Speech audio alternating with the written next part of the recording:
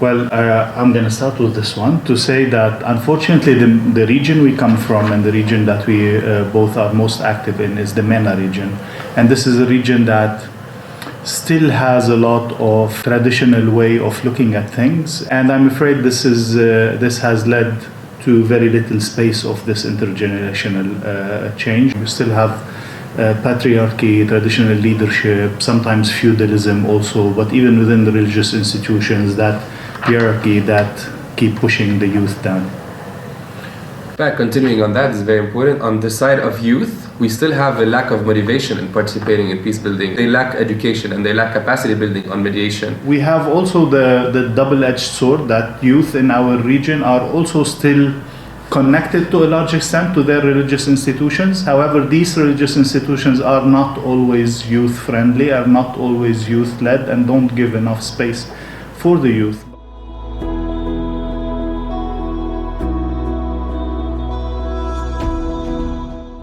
First on capacity building and showing the benefits of why youth should be involved in these processes, but most importantly showing the effectiveness of this is a sustainability process.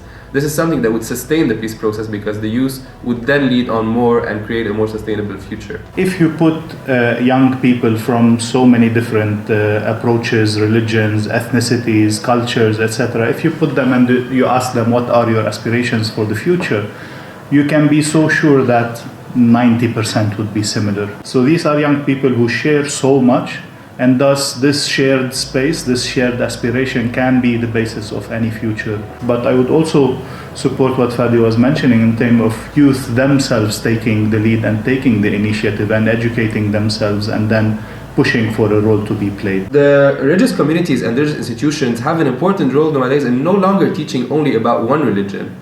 Is teaching about the other. And this is something also done by a lot of initiatives in Lebanon, including Adian, who do that a lot.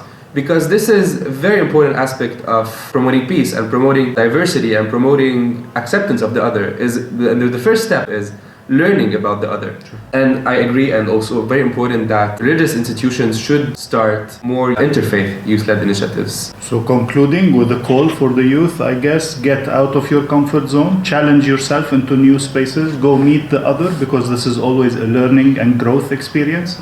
I'm proud to say that Adian has created such kind of spaces, but also find your own space wherever you are. I'm sure there are opportunities for you to go on. So take the chance and go ahead.